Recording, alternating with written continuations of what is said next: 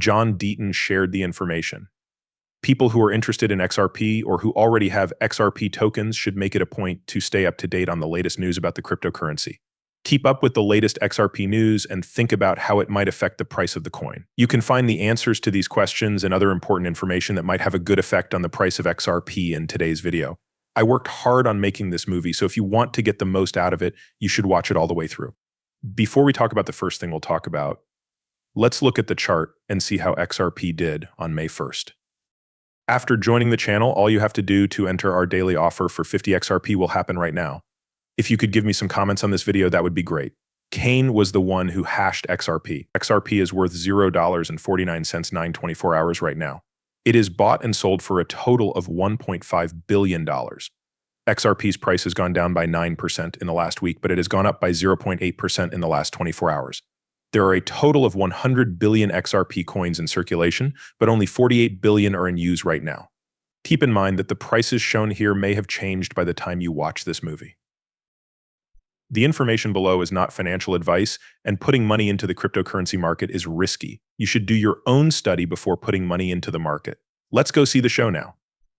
What's new with XRP? The SEC is going to test Ripple's choice, which casts a shadow over the future of XRP. The court made a ruling on April 30th about Ripple's move to strike. This made the case between the SEC and Ripple more well known. It was Ripple's request to throw out expert proof that was included in the paperwork that went with it. The Securities and Exchange Commission (SEC) replied with what is known as the Fox Declaration. Ripple will be able to send its answer to the SEC's rebuttal brief on Friday. Andrew Fox is an accountant who works for the SEC's enforcement section. On May 2nd, Judge Sarah Netburn will decide if she was a summary witness or an expert witness. Judge Netburn will also have to decide if her testimony and the papers that go with it are new expert evidence or just a review of testimony that has already been given. If Judge Netburn agrees with the motion to dismiss, the court will not look at the parts of the SEC's opening brief that talk about accounts that were kept open after the lawsuit was filed. In the event that the judge rules in favor of Ripple, it could hurt the SEC's case for a harsh disgorgement and order. The Securities and Exchange Commission has to send a response brief by May 6th along with the papers about the move to strike. The reply brief is the last brief sent because it is the last in a set of files about remedies. The SEC sent in a copy of the opening brief on March 22nd. On April 22nd, the brief that Ripple sent in objection was received. Due to investors not being able to attend the meeting, XRP and Ripple cannot move forward until a court decides what the consequences will be for Ripple breaking US law. There are rules about stocks. On the other hand, it's likely that the SEC will fight the decision to let automated sales of XRP happen. This will keep the case going until 2025. An Italian judge named Sartor said in July 2023 that the automatic sales of XRP do not meet the third part of the Howey test. There is still a chance that the SEC will file an appeal against the decision about automatic sales, which is still bad for XRP. There may be more activity in the SEC vs. Coinbase coin case as the stage of consideration in the SEC vs. Ripple case gets near. The Securities and Exchange Commission (SEC) is up against lawyers for Coinbase and John Deayton, who is running for Senate. The user number 4701 on Coinbase filed an amicus curiae statement on April 26th, the same day that John Deayton, a candidate for the U.S. Senate and a pioneer in crypto law in the U.S., did the same thing.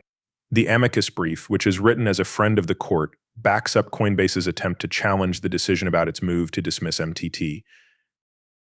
In March, Judge Catherine Fila turned down the defendant's request to drop the charges against them for running a stock exchange that wasn't listed on the main market. There was talk in the opening statement about the case between the Securities and Exchange Commission and Ripple. The SEC also said they were going to file an interlocutory appeal to fight the decision about programmatic sales of XRP. People in the US, especially Coinbase customers, were told that the cryptocurrency business and dumb people need laws that are very clear as soon as possible. When it comes to the Ripple case, most people agree, even the SEC. The Securities and Exchange Commission (SEC) says that an interlocutory review can only happen when there are good reasons to make a different decision. Annalisa Torres, the judge, said no to the Securities and Exchange Commission's SEC request to start an interlocutory review against the October decision about automated sales of XRP. It went like this between the SEC and getting this movie and following the channel. Another thing to remember is to pay attention so you don't miss anything. Today, let's watch the rest of the video right away. John Deayton, an attorney for XRP, says that Gary Gensler, who works for the SEC, has infected the whole organization. Gary Gensler was the head of the Securities and Exchange Commission during the consensus case. John Deayton, a lawyer for XRP, sent him a stern message. Lawyer John Deayton, who is known for supporting XRP, has launched a vicious attack against the Securities and Exchange Commission and Chairman Gary Gensler. In the message, he said that Gensler was to blame for poisoning the whole agency. According to what he said, Gensler was making the whole department follow rules about bad faith. John Deayton, an attorney for XRP, doesn't like Gary Gensler, who is the chair of the SEC. People on a number of social media sites showed how angry Deayton was. He said that Gary Gensler and the SEC should be served with several warrants. When he said that, he meant it. He found it helpful to read his amicus brief in the Coinbase VCC case in order to understand what was going on. On top of that, he said, please read the amicus curiae statement I sent in the Coinbase case. I think everyone should. There is a part of the brief that shows Gensler is not a reliable regulator, and that this lack of dependability has spread to the whole agency. This criticism came about because of what Patrick McHenry, chairman of the House Financial Services Committee, said about the current court case between Consensus and the SEC. When it came time to speak out, McHenry didn't hold back. This happened just a few months after a federal judge told SEC enforcement lawyers they were lying to the court during their evidence. There is new proof that Chair Gensler lied to Congress about what was going on. Gensler's comments to the Financial Services Committee in April of the previous year was another thing that McHenry brought up. That remark made Gensler refuse to answer questions about how the SEC classified Ethereum. According to what the head of the HFSC said, Gensler's silence was an attempt to show what the commission thought. He said that both the SEC and Chair Gensler have said in the past that Ether being called a security goes against what they have said. The case in question is another example of the agency's random and capricious approach to regulating digital assets through punishment. The main goal of the consensus case is to show the Securities and Exchange Commission seat that Ethereum is not a security. On the other hand, the SEC's former position makes things more complicated because the agency could end up going against what it said. There are different opinions among Bill Morgan members about how Gensler lied to Congress. An additional lawyer for XRP, Van Ness, Bill Morgan, responded to recent claims about how the SEC classified Ethereum. Morgan made it very clear that it wasn't even close to being true. It's not a security in the eyes of the Securities and Exchange Commission. He made his point very clear when he said that the Securities and Exchange Commission is looking into whether or not buying and selling Ethereum is the same as buying and selling stocks. Morgan said that Judge Torres' decision in the SEC Ripple case supports the idea that a token is not an asset in and of itself. An investment contract could be any deal to buy or sell a token.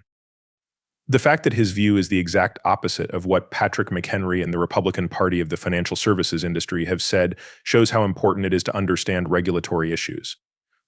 A statement from the Financial Services Ops says that Republicans will keep holding the Securities and Exchange Commission SE responsible for its overreaching regulations that make it hard for new ideas to come up.